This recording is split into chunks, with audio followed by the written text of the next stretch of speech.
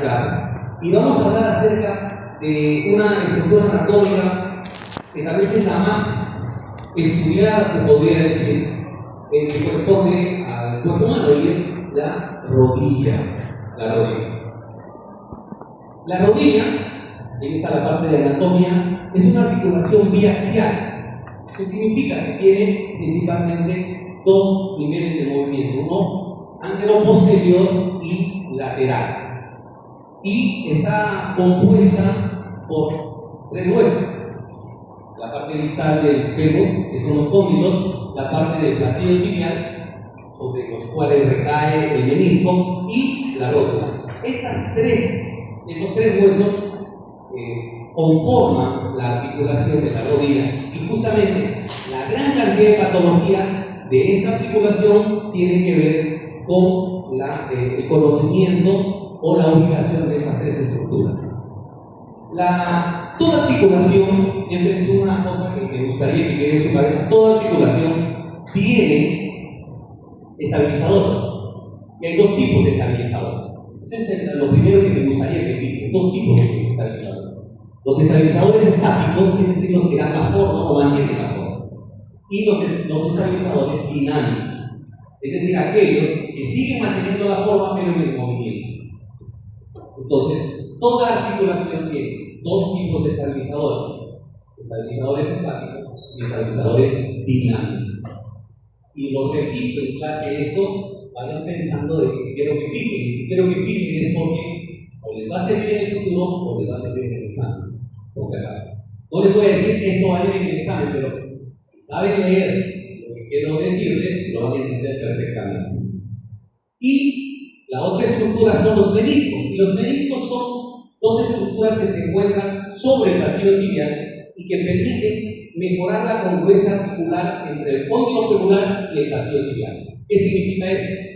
Si ustedes recuerdan cuál es la forma del cóndilo, son dos. Si yo quito el menisco y recae sobre el platillo tibial, no va a haber congruencia articular. Entonces, ¿qué va a generar eso? Va a dañar. ¿Qué va a dañar? El hueso condral. Entonces, ¿para qué sirven entonces los meniscos? Para mejorar la congruencia articular y poder favorecer la distribución de carga y mejorar la biomecánica. Para eso. Y eso es evolución. Todo esto es evolución. Porque nuestra rodilla no era la misma de hace 1 millón de años, o hace 2 millones, o hace 7 millones de años. No era la misma.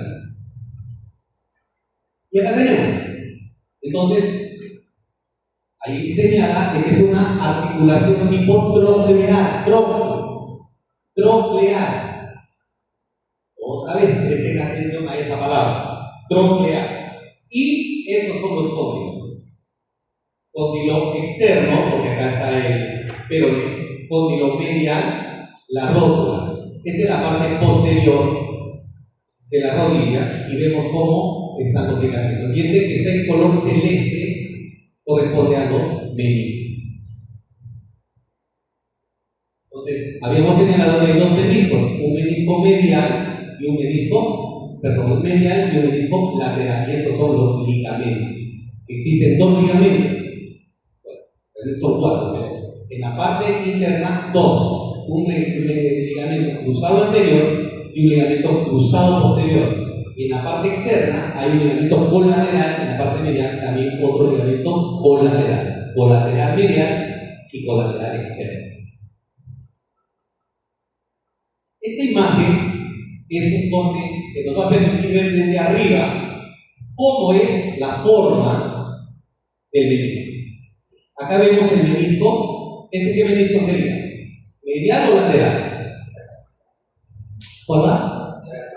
¿Lateral o medial? Lateral, muy bien, porque acá está el peroné. Pero si no estaría el peroné y pongo esta imagen, ustedes pueden identificar cuál es el lateral y cuál es el medial por la forma y el tamaño. Vemos acá que el medial es más abierto, más parece una C. En cambio, el lateral es más pequeño y tiene la forma de una O.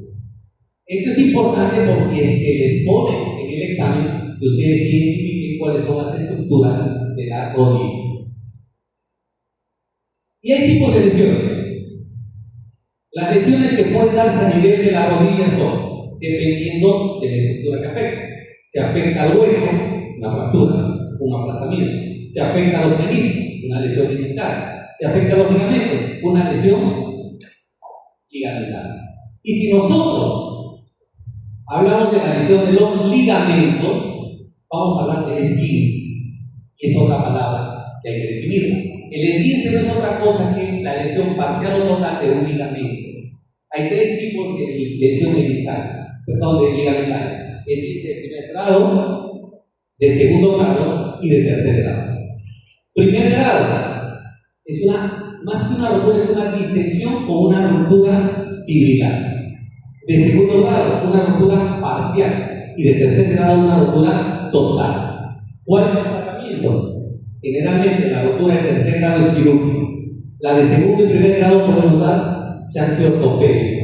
¿Y cómo yo favorezco que esto se produzca? Haciendo una inmovilización.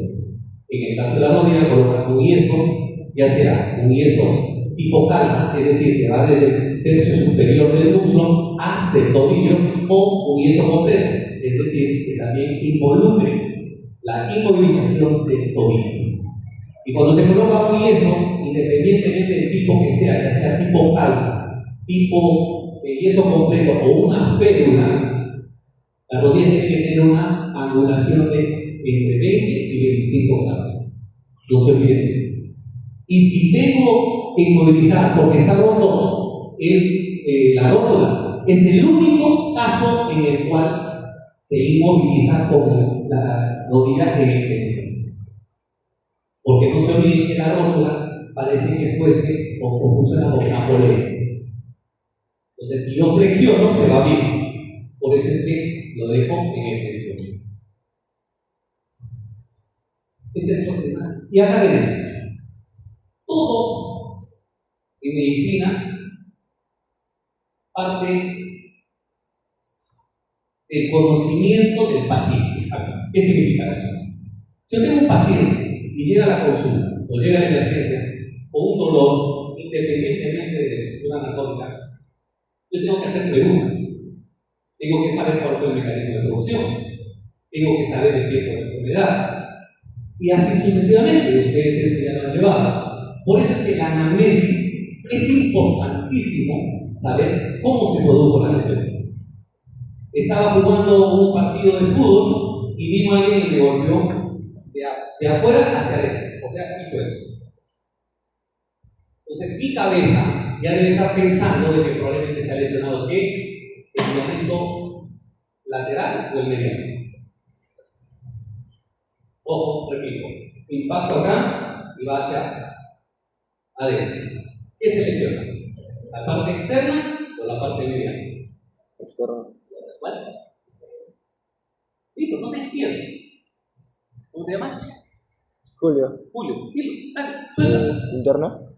Media, muy bien. ¿Por qué? Porque se va a abrir, se va a romper y se va a abrir como una boca.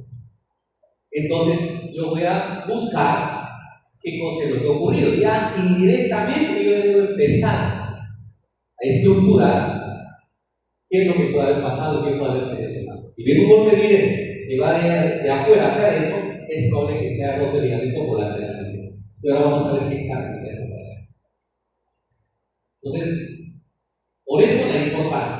Y si yo tengo otro paciente que está jugando rugby, que es muy frecuente el rugby, no se ve mucho acá, ese tipo de mecanismo más es en bicicleta o en moto, un impacto que va de anterior a posterior. ¿Qué se lesiona? Con un caramelito de ese. Es una externa. ¿No? La parte externa. La parte externa. Ya. Julio dice la parte externa. ¿Cristian? ¿Cómo?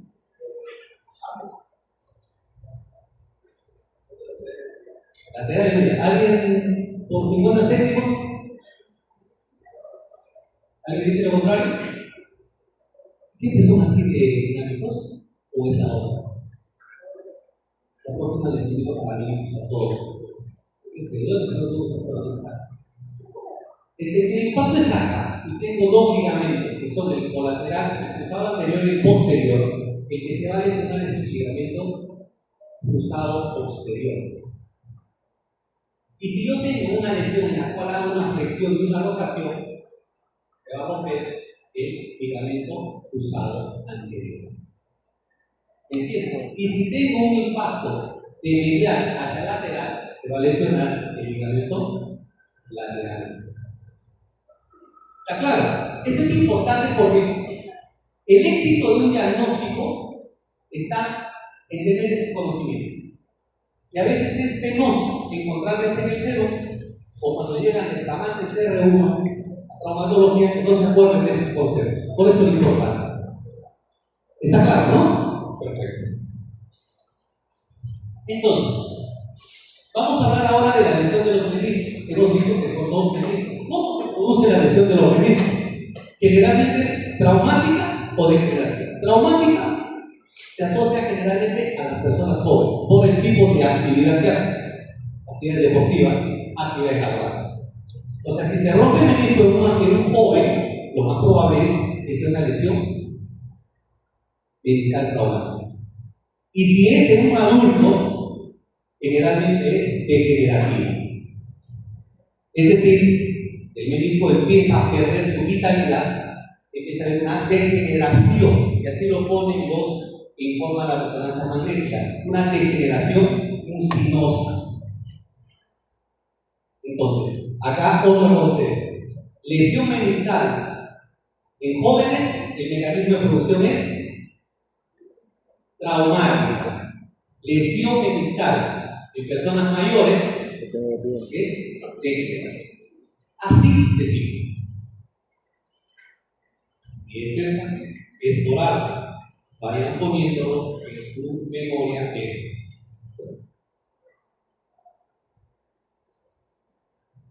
¿Qué cosa es? ¿Cómo llega el paciente? ¿Cuáles son los síntomas que presenta el paciente? El síntoma cardinal en traumatología, ¿cuál es? El dolor. Muy bien. Vuelvo a preguntar, ¿cuál es el síntoma cardinal en el aparato locomotor? El dolor. Muy bien. Se lo he preguntado dos veces, entonces que no le sorprendan, ¿eh? Entonces, ¿el paciente qué va a decir? Estaba jugando un partido, o estaba manejando un skate, estaba haciendo algún tipo de actividad y sentí un clic. No el clic que ve tú la rodilla, no, es un clic, o sea, un sonido, un chasquido. Y me empezó a doler. Y el paciente, y tú le tienes que preguntar al paciente, ¿cómo es el dolor? Es un dolor repetitivo, pulsante, quemante, opresivo. Generalmente es un dolor pulsante, difuso, que no se va hacia abajo ni hacia arriba. Es difuso en toda la articulación y va asociado a un proceso inflamatorio. Y si hay inflamación, Cristian, ¿qué hay?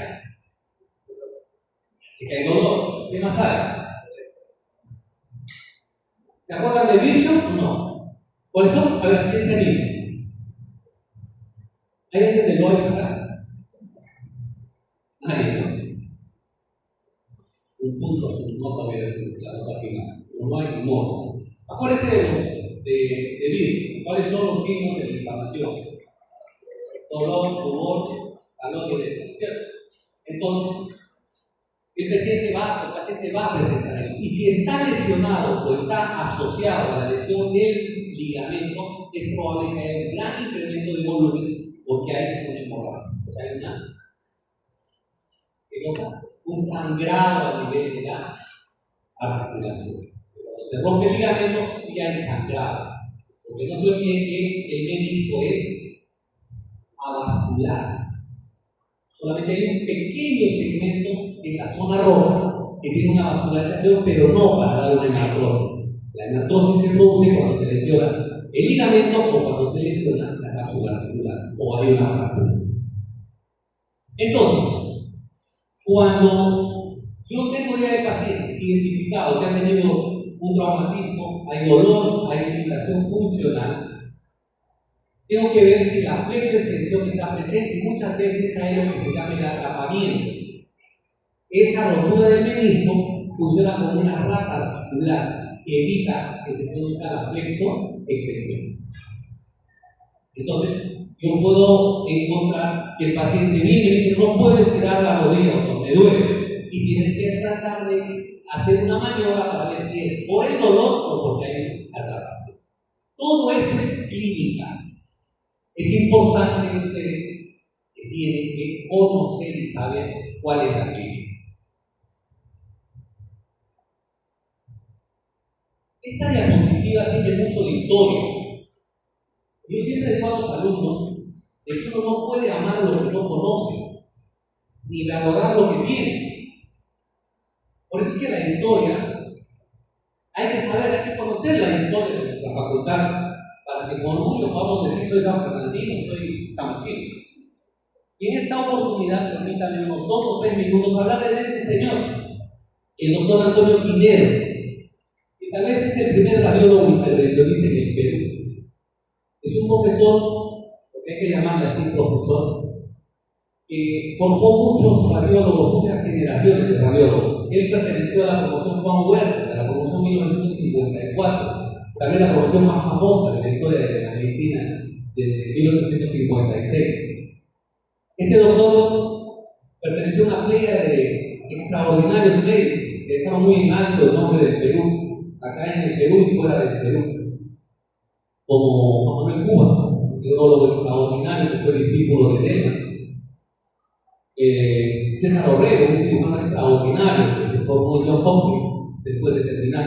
Y podría mencionar a muchos más, pero vamos a hablar de Antonio Pinedo Cajamarquino, que después de terminar la carrera se fue becado a estudiar en el Instituto Karolinska de Estocolmo. Y estuvo 5 años, 3 años que duró la residencia y 2 años que estuvo como asistente, donde le ofrecieron quedarse y él dijo que no, porque era un romántico, dijo que tenía que volver al Perú, porque había mucha necesidad y que él se había formado como médico para servir. Y con la plata que él ganó se compró el mejor equipo de rayos X de ese momento, que hasta ahora existe. Vino a Perú emocionado y pidió que le apoyen para que empiece la cátedra de radiología. Y le dijo el decano de ese entonces, le dijo, váyase al Hospital 2 de Mayo. Se fue al Hospital 2 de Mayo, le dieron un espacio. En esa época no se olviden que San Marcos, estoy hablando de los 60, San Fernando era la única facultad reconocida. Ya había nacido una que queda en Lima, otra que nació en Huancayo y después vino al Perú, y las otras no existen. O sea, había una consolidada en Lima, la otra que estaba naciendo en el Lima y la otra que nació en Huancayo. ¿Alguien me puede decir cuál es la tercera? Seguro que han postulado algunos de ustedes. Vida real. Entonces, este profesor vino y empezó a desarrollar la cátedra de radiología. Cuando vieron que era un éxito, alguien que estaba a cargo de la dirección, que era profesor de la facultad, generó en él lo más bajo que un ser humano puede nacer, lo más ruin. No nacer, tal vez exteriorizar, es la envidia. Lo empezaron a hacer la vida imposible al profesor hasta que le dijeron que se tiene que ir. Un día regresó al Hospital 2 de Mayo y encontró todos sus equipos afuera.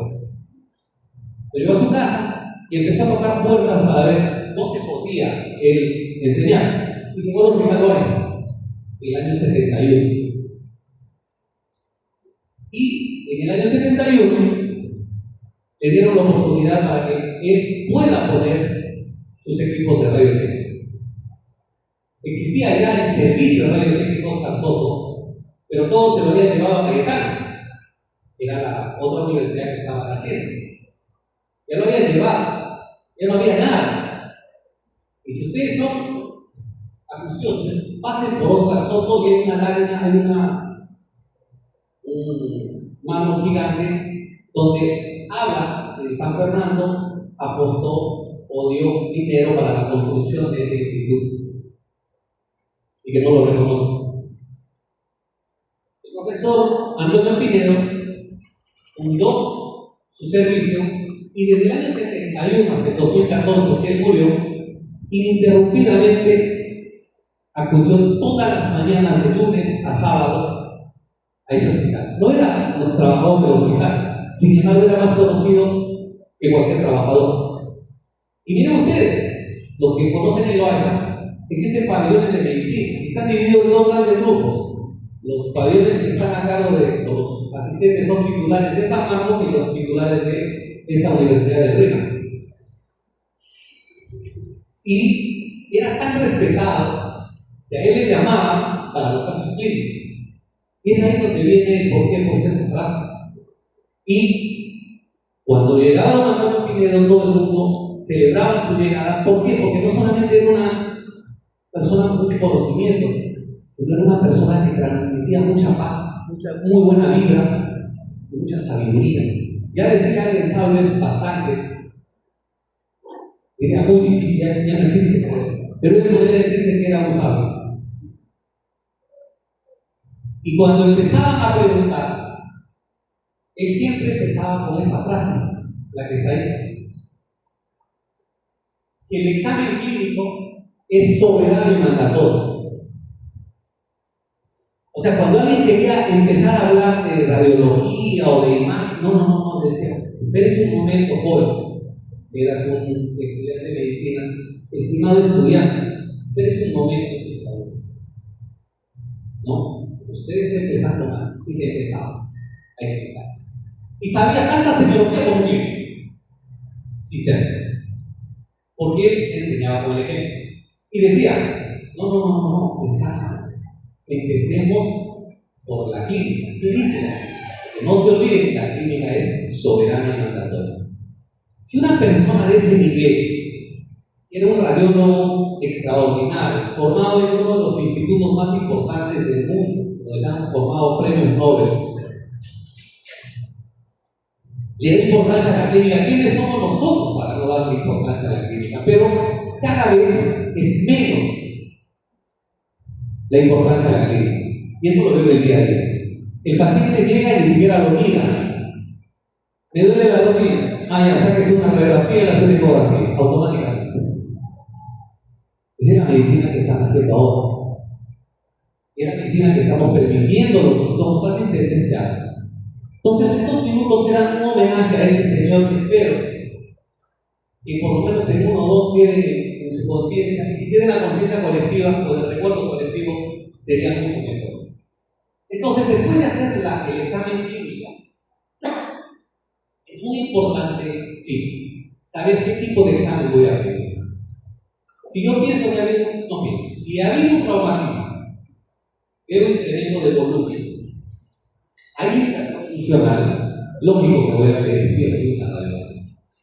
¿Por qué? Porque a veces es tanto el dolor y la limitación funcional que no me permite examinarlo para seguir valorando qué es lo que puedo hacer. Yo pido una radiografía. Entonces, ¿es válido? Sí, es válido una radiografía.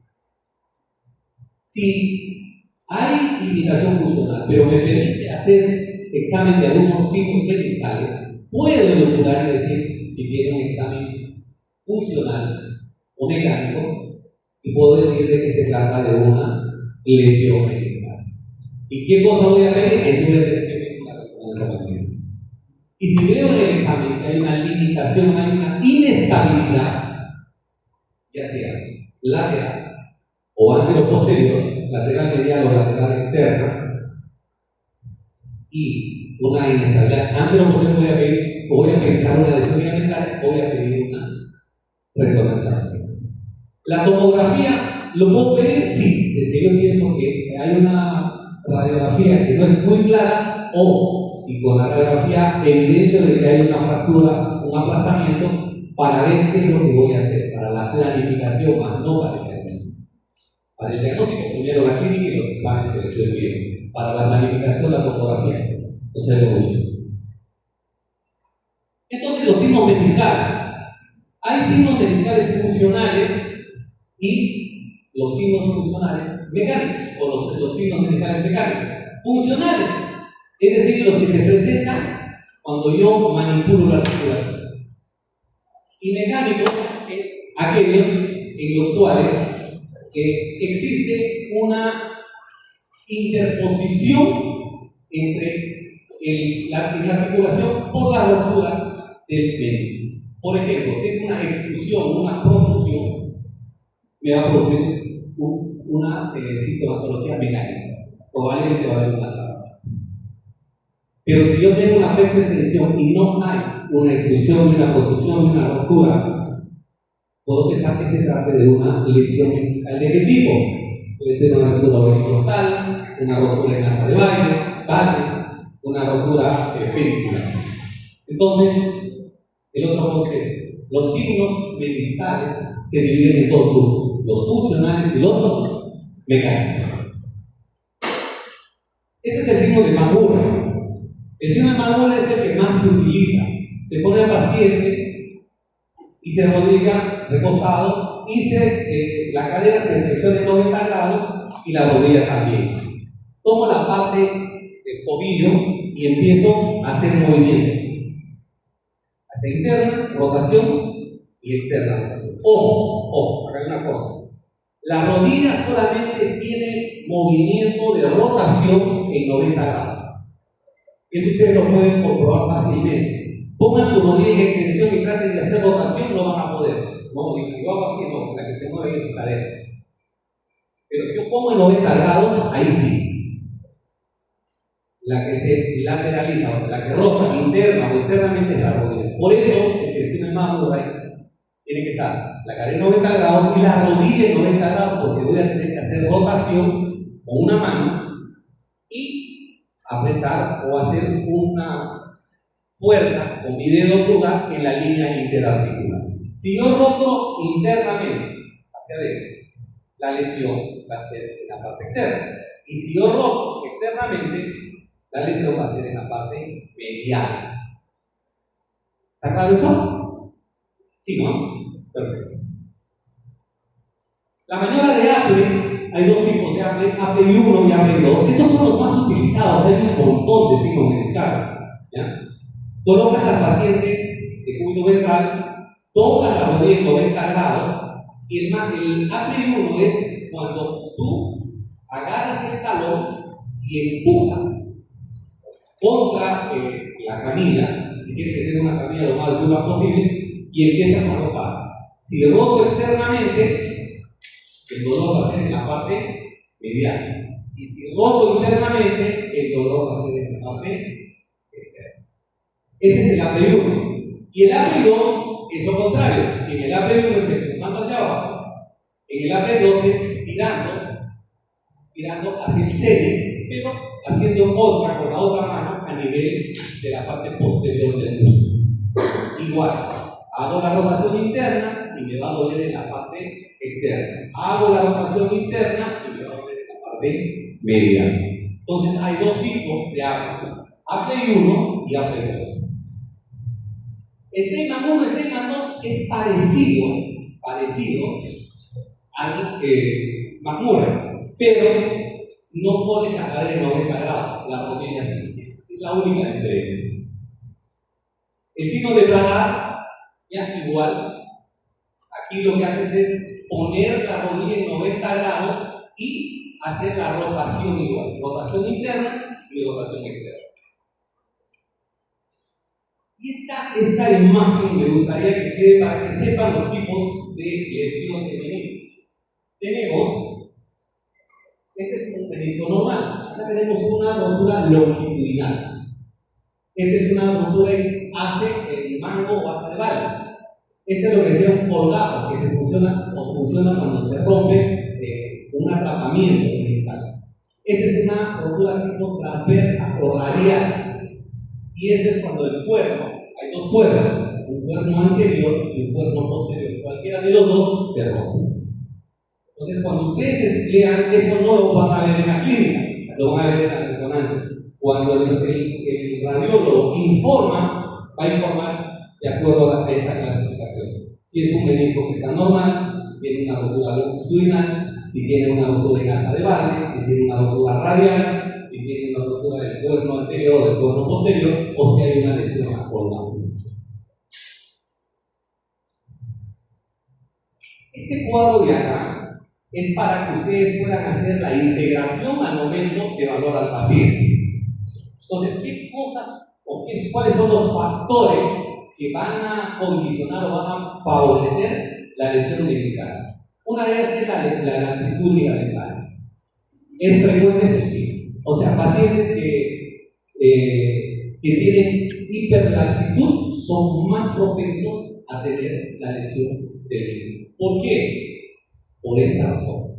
Habíamos iniciado la clase señalando de que hay estabilizadores. Hay estabilizadores dinámicos y estabilizadores estáticos. Y parte de los estabilizadores dinámicos son los ligamentos. Entonces, cuando hay una hiperlaxitud ligamentaria, ¿qué va a generar? Que esa articulación sea inestable.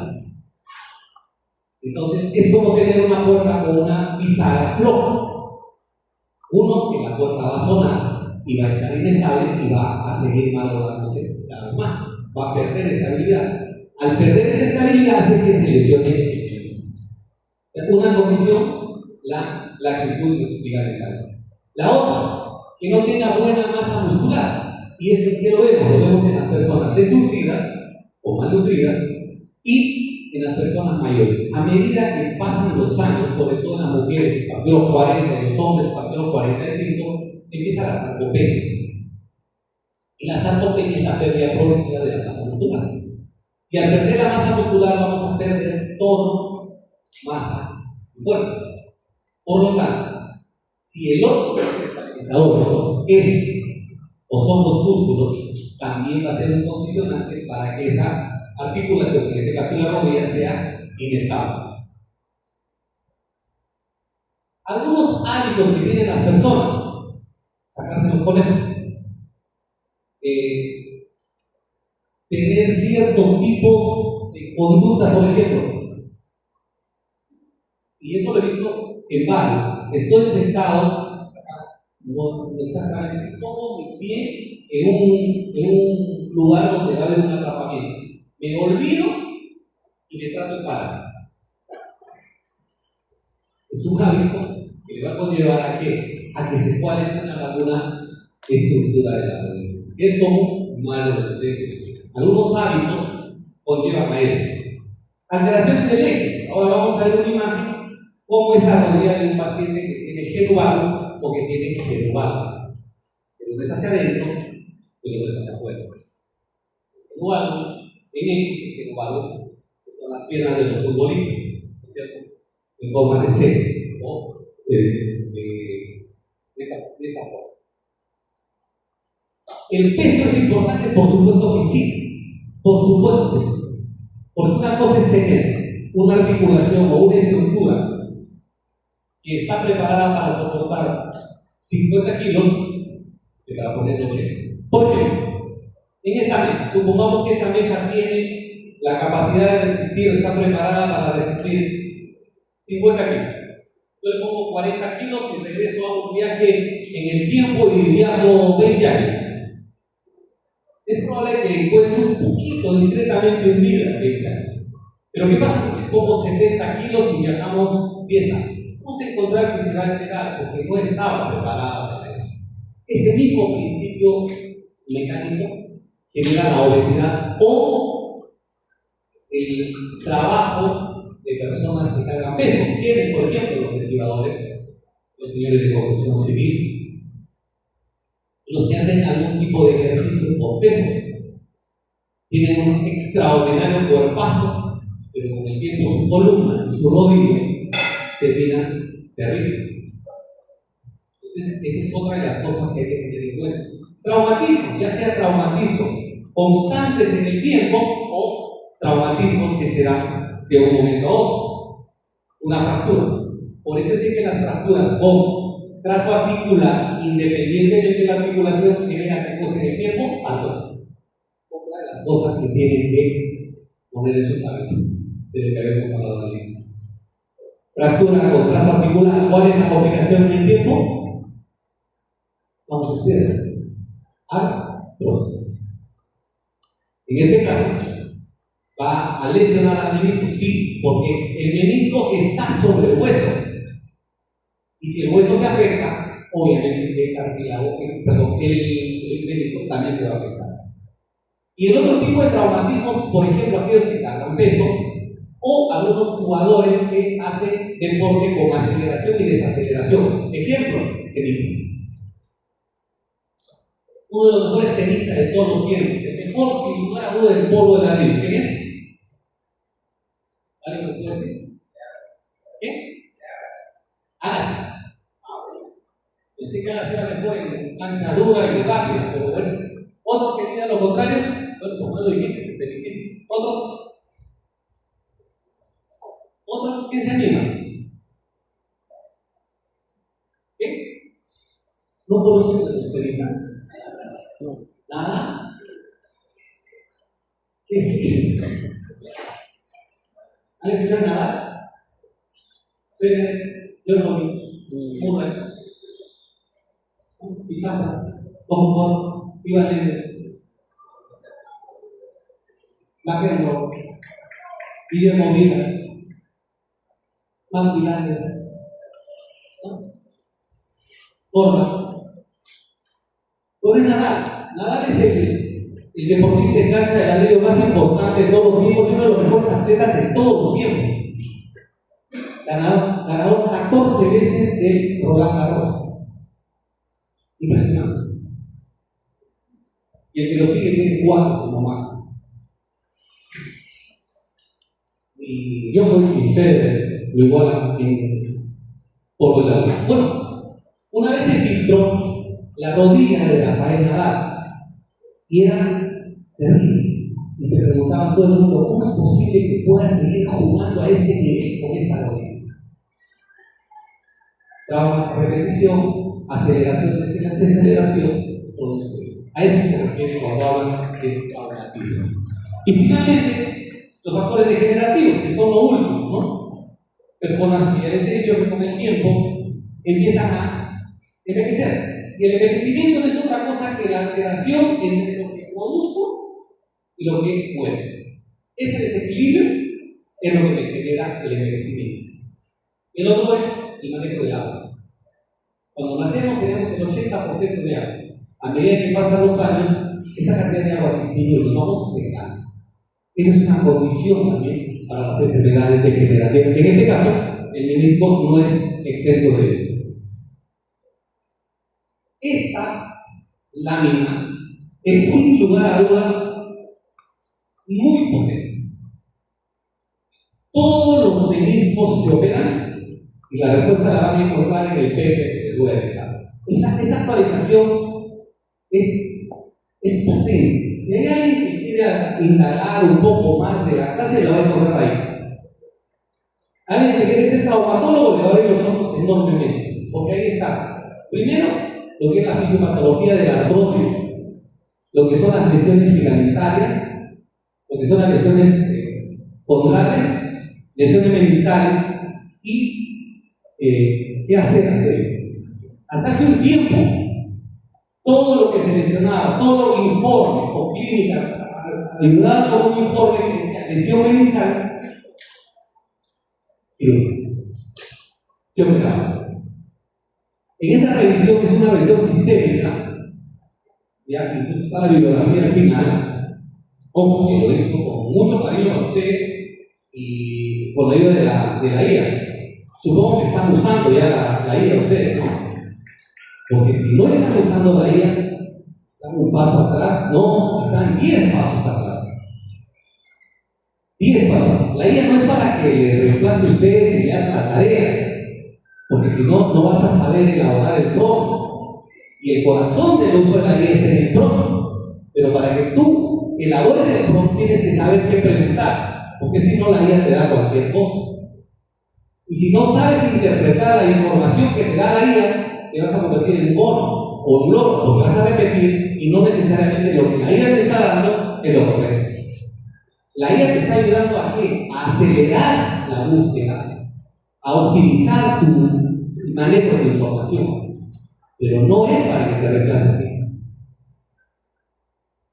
En serio, Estoy haciendo una tesis doctoral que tiene que ver con el uso de la inteligencia artificial en el diagnóstico de fracturas ocultas en una emergencia de un hospital de tercer nivel. Es mi hospital. Y eso me ha permitido, pues, buscar, aprender, a sistematizar, a buscar. Y no tienen ustedes idea, si ustedes empiezan a usar la idea, el tiempo que van a ganar y la performance que van a lograr. Pero hay que saber lo que saben. Entonces, esa información que les he dado está hecha con eso.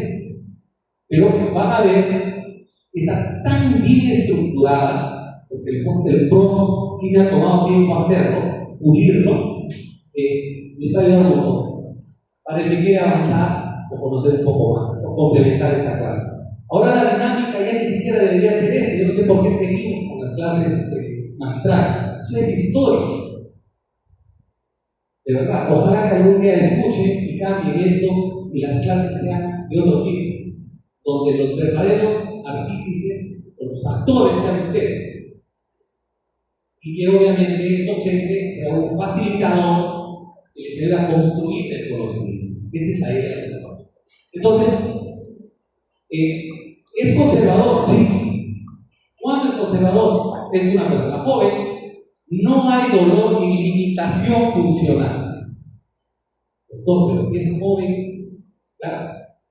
Si es joven y yo remodelo el menisco, estoy quitando un pedazo de área de contacto que va a generar ¿qué cosa?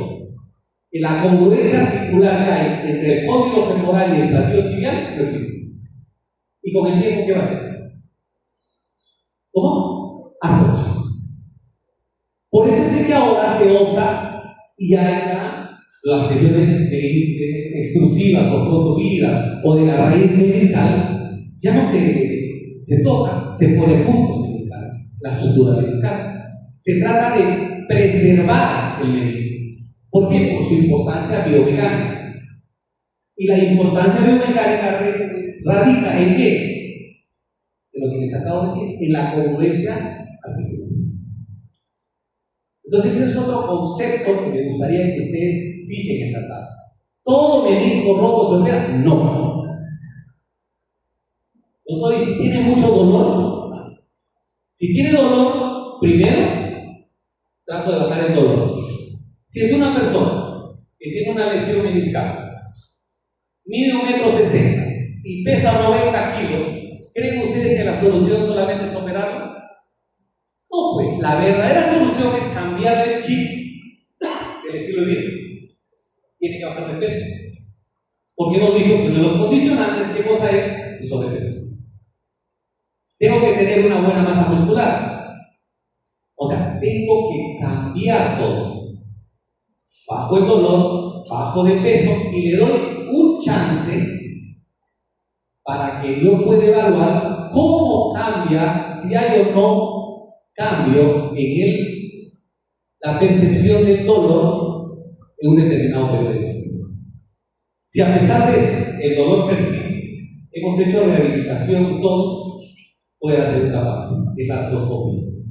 Y en la artroscopía in situ veo si es que puedo o no reparar el menisco, es decir, colocar una sutura meniscal o hacer lo que hasta ahora se viene haciendo, que es la remodelación. Pero nunca de frente ir a una menisectomía. De eso trata esta diapositiva. Y van a encontrar el fundamento teórico y todo lo que avala lo que les estoy diciendo en el paper que les voy a pasar. La rehabilitación, ¿qué cosa consiste? Lo que ya les decía, tengo que tener una buena masa muscular. Entonces, ¿qué cosa es lo que yo voy a necesitar? Voy a necesitar tener una adecuada masa muscular. ¿Para qué? Para que me sirva de estabilizador. Y lo voy a lograr haciendo qué tipo de ejercicio isométricos. Eso es para ganar fuerza y masa muscular. Con eso lo hacen los rehabilitadores, pero el traumatólogo, el médico general también van a llevar a rehabilitación, eso no se preocupen. ¿Qué cosa es lo que también tengo que cambiar o cambio con la rehabilitación? la propioceptividad de la articulación. Existen los receptores. ¿Alguien se acuerda de los 3 tipos de receptores que hay? Otra vez. Si hay alguien de Loaiza que me responde, le pongo un punto en el final. A ver, histología básica. 3 tipos de receptores. ¿Cuáles son? Digo uno, claro. Ese, la chica. Ya. Esos son los receptores propioceptivos. Ustedes conocen otros receptores propioceptivos. Eso es básico, ¿sabes? Entonces, ¿qué cosa es lo que yo voy a hacer? Voy a tratar de cambiar la propioceptividad. ¿Y eso con qué lo logro? Con la estabilidad, mejorando la estabilidad. ¿Dónde están los receptores? Debajo del menisco. Por eso es que cuando un menisco está roto y tiene una sobrecarga, se van a activar estos receptores. Y esa es la propioceptividad. ¿Qué cosa genera? Dolor. ¿Qué cosa va a generar? Inflamación. Y va a empezar el círculo vicioso, inflamación, dolor. Entonces yo tengo que cortar eso. Para eso es la rehabilitación. Que va a coayudar, o va a tener como coayudador, coayudante a los antiinflamatorios. No es que los antiinflamatorios van a ser complementados o los van a ayudar con la rehabilitación, es al revés. La rehabilitación va a ir inicialmente ayudada de los antiinflamatorios. ¿Qué es lo que viene ahí? Y existen antiinflamatorios farmacológicos, fármacos como los COX, hay COX-1, COX-2, ¿no es cierto? Ya no se utilizan los de primera generación como la indometacina por problemas gástricos, ya hay tiroxicam. Pero sí están de moda los COX-2 selectivos, el celecoxib, el etolicoxib, ¿no? Que se utiliza bastante. Pero existe un antiinflamatorio que es extraordinariamente potente. Es más, cuando tenga un esguince, tenga un paciente con esguince, o cuando tu compañera duerme, el frío, el hielo, ayuda enormemente. Después de una cirugía de rodilla, o después de cualquier cirugía, yo pongo hielo. Viene un paciente con un traumatismo, hielo. Y esto no es de ahora. El hielo se viene utilizando desde la prehistoria.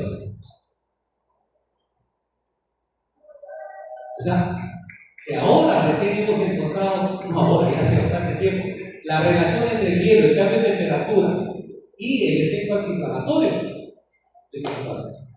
Entonces es importante eso. Entonces, ¿cuál es el objetivo? El objetivo es evitar llegar a una cirugía. Evitar llegar a la cirugía. Ese es el objetivo del tratamiento inicial o conservador del manejo del menisco. ¿Y cuándo es quirúrgico? Si yo tengo un paciente que tiene atrapamiento de la rodilla, ya estoy pensando en una rata articular o probablemente si ha habido un evento traumático con las características que ya hemos mencionado, un menisco está roto. Si me genera atrapamiento, por más rehabilitación que le dé, igual vas a tener igual vas a tener atrapamiento. Igual. Entonces, en ese caso sí justifica la artroscopia. Ahí sí, tengo que sí o sí entra la operación. Y la operación de los meniscos es una cirugía bastante rápida, demora entre 30 a 60 minutos. 30 minutos, si es que solamente vas a hacer una remodelación meniscal, una coleta articular y una exploración. 60 minutos vas a hacer lo que acabo de mencionar, más la sutura meniscal. Y obviamente va a depender de dónde esté la lesión, porque si está en la raíz es un poquito más complicada si está en el cuerpo. Y eso es la artroscopía. Hay una imagen ahí en el hospital donde vemos hay dos lugares de abordaje que se llaman puertas. Esto de acá tenemos la cámara, es una cámara que va a un monitor de alta definición. Se está viendo qué cosa. Este que ven ustedes ahí es el ligamento cruzado. Detector de ligamento cruzado. Y esto de acá es lo que nos permite, colocar los trocas o colocar las pinzas que me van a permitir remodelar, o por donde voy a introducir para poner la sutura meniscal, o por donde voy a entrar en la hoja de Shaver, que es un sistema que hace esto y tiene unos dientecitos. ¿Y qué cosa van a hacer? Van a remodelar o van a transformar al menisco. O si utilizo la punta de radiofrecuencia para poder cauterizar si es que hay un sangrado. Esto es. Son dos puertos. Antes hacían por 3, ahora es por 2 puertos convencionales y tenemos acá de monitor. Estos son los instrumentos que se utilizan. Esta es la torre artroscópica.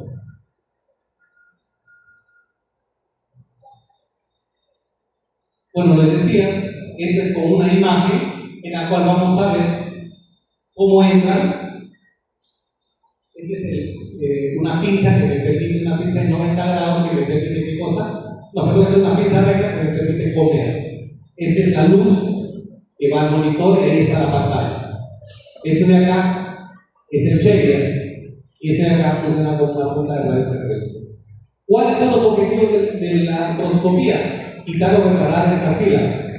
También me sirve para reconstruir ligamentos, quitar los retazos o los restos de cartílago articular, fragmentos sueltos del hueso que podemos encontrar ahí, y si hay abundante tejido sinovial, hacer una cinevectomía, que también es causante de dolor y de inflamación del órgano.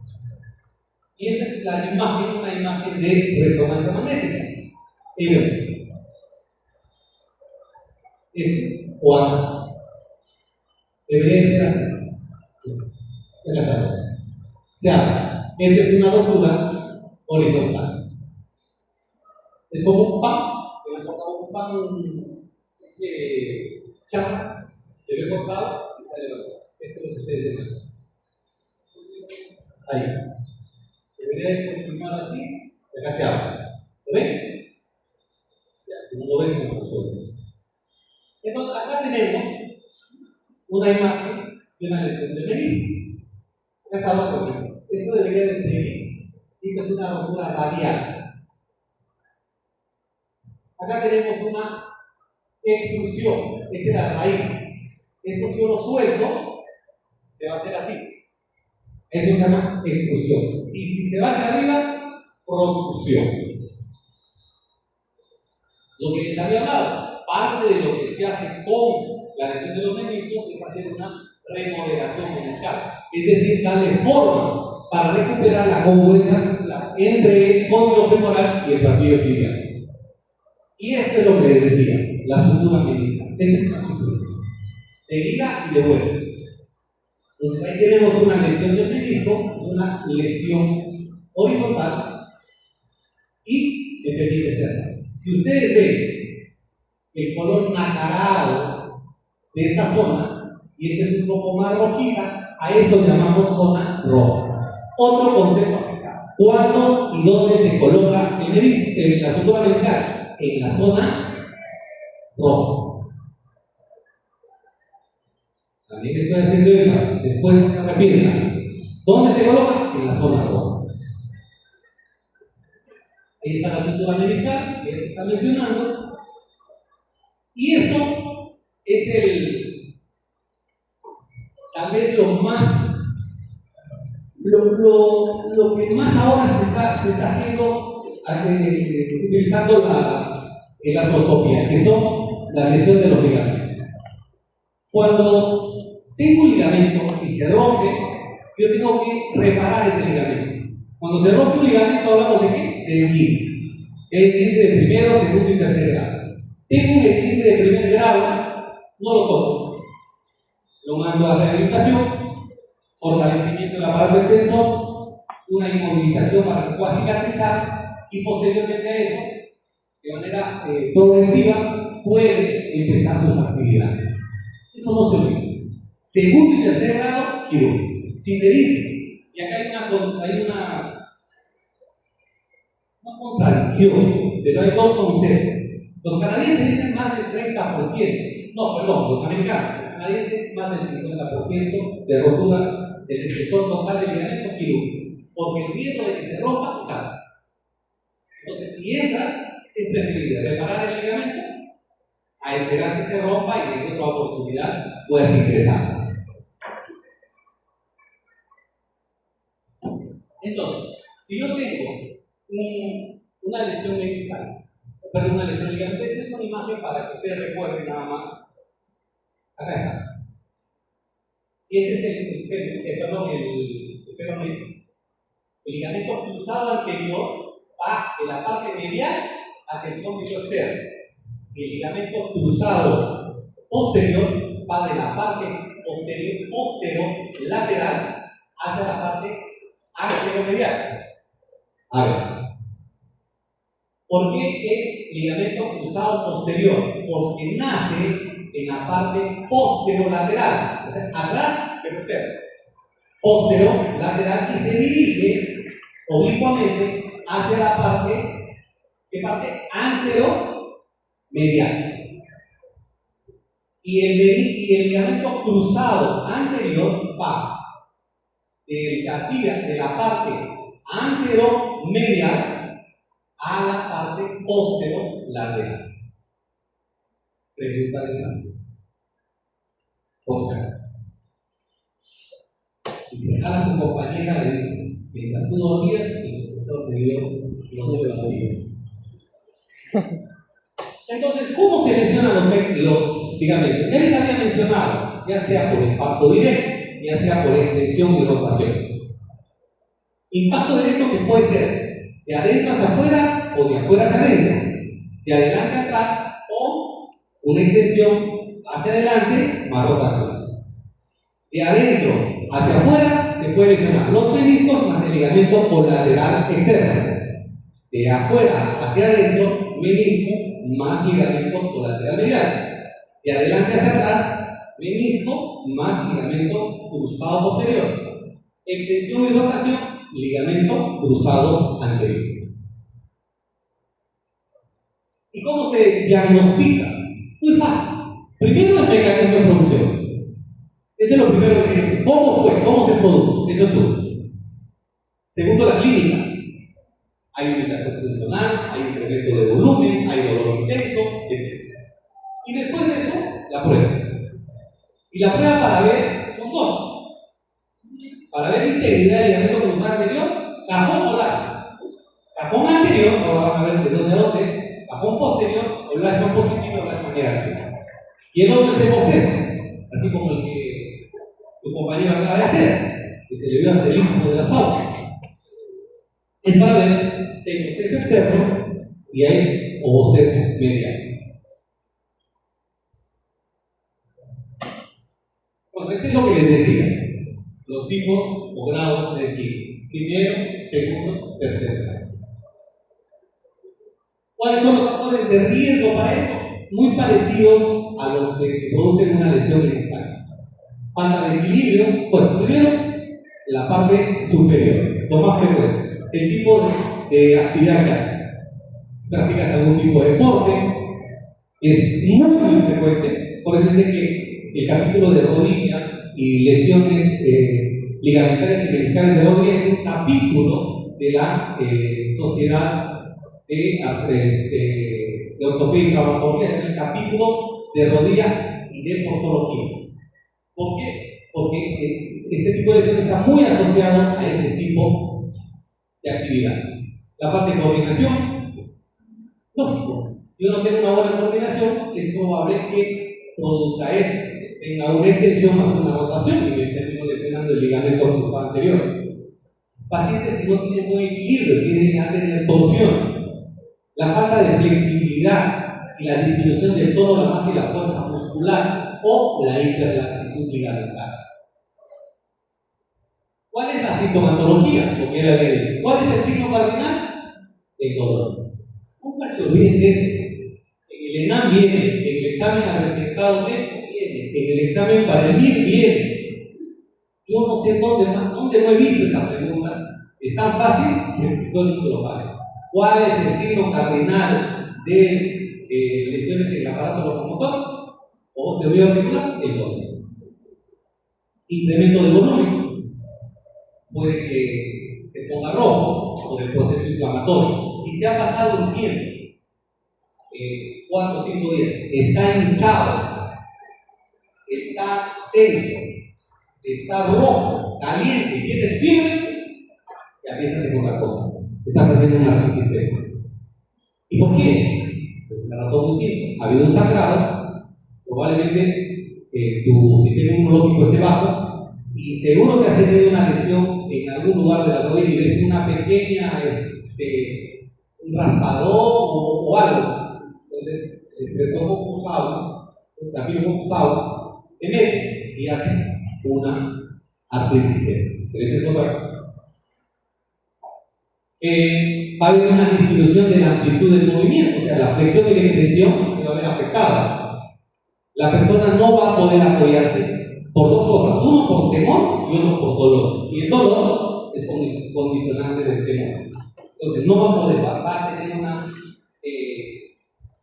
limitación, eso se llama limitación funcional.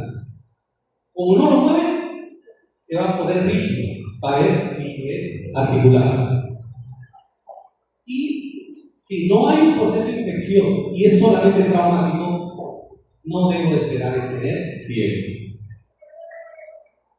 Mecanismo de lesión del ligamento cruzado anterior, lo que les acabo de decir.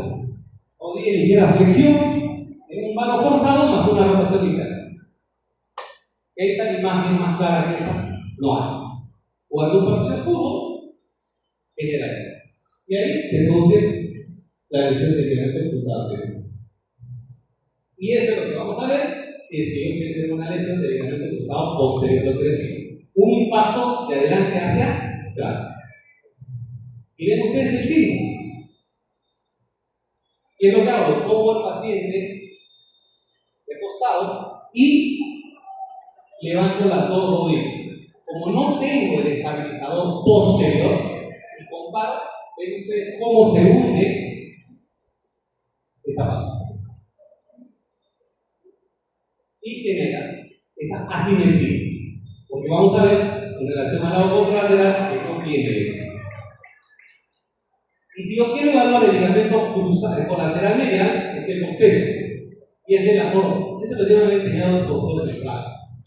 Se coloca, quiero ver el bostezo medial, coloco mi mano izquierda en la parte distal del muslo y con mi mano derecha hago palanca. Si eso se abre con un bostezo, estoy diciendo de que hay lesión ligamentaria del colateral medial o del colateral lateral, del colateral externo.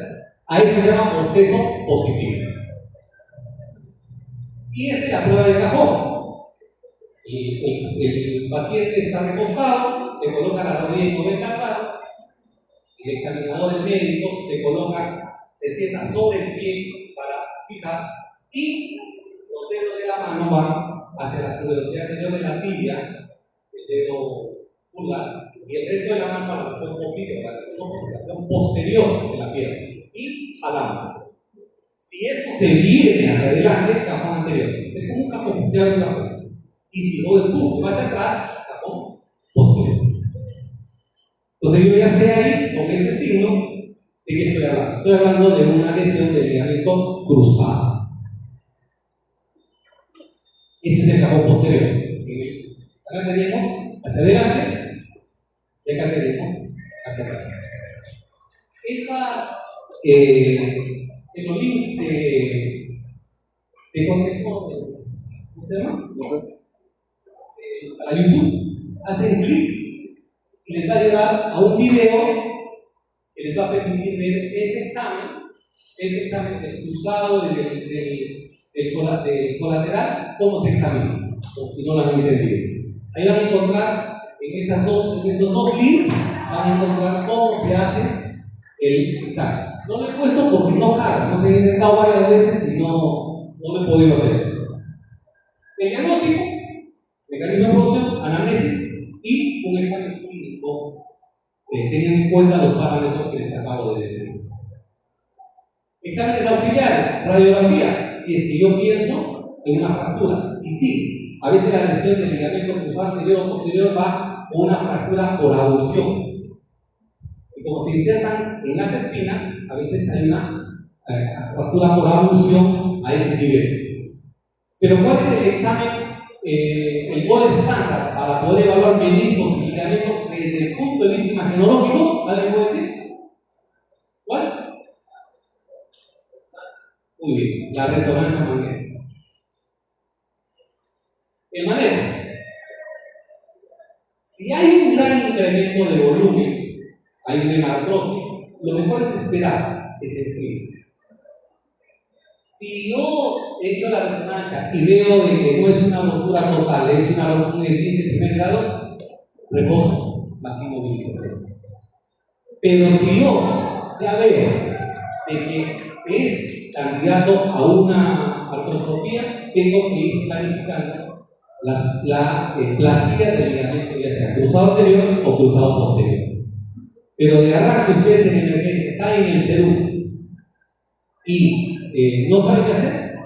Bueno, la clínica, el mecanismo de caución, un antiinflamatorio, hielo, poner una férula de yeso, un poquito con presión, pero no tan fuerte, porque si no va a empezar a tener dolor, porque va a empezar a hincharse o a tener un incremento de volumen. Y al paciente lo tiene que ver sí o sí un médico especializado. La cirugía de los ligamentos cruzados anterior y posterior es utilizando un injerto. Y hay varios tipos de injertos. Un injerto que lo podemos sacar del cuerpo, que es el autoinjerto, o un injerto cadavérico que se hace con el ligamento, con el tendón de aquí, que se prepara, el cadáver se prepara y lo podemos utilizar. Eso lo ven. No se hace en Perú, en México, en México, Brasil y Estados Unidos. Si voy a hacer un autoinjerto, utilizo los tendones de los isquiotibiales. Y es lo que más se utiliza. ¿Puedo sacar un hueso, tendón hueso? También. Y corto un pedazo de la inserción del tendón patelo-tibial, un pedazo de hueso de la patela y un pedacito de hueso a nivel de la tuberosidad anterior de la tibia. Esto es el sistema endobotón, en el cual vemos el tornillo, este es el injerto, que va a reemplazar, acá vemos cómo está roto y cómo va a reemplazar el ligamento. Y esto de acá, este hilo, es el que va a quedar en el canal, y sobre este hilo vamos a colocar este tornillo. Y en la parte distal, ustedes van a ver un botón, es un botón de titanio. Eso queda en el cóndilo femoral y el tornillo, que es degradable, queda a nivel de la piel. Esta es la toma de los isquiotibiales. Acá tenemos los dos isquiotibiales, el semipendinoso y el semimembranoso, y lo voy a preparar y voy a reemplazar el ligamento. Acá estamos preparando el injerto, utilizando las suturas de alta resistencia. Esta es la otra opción, la que les decía, hueso, tendón, hueso. Como ya no se utiliza esto, ¿verdad? Yo personalmente, de residente hice dos, después nunca más. Toda la vida he utilizado el sistema de endobotón. Entonces se saca un pedazo de hueso y se coloca acá. Igual, poniendo un botón acá y colocando otro botón abajo. Son las complicaciones, esto también está en lo que les he preparado. Ahí está la tabla y qué cosas lo que se tiene que hacer en cada caso. Bueno chicos, hasta ahí. ¿Alguna pregunta? ¿Comentario?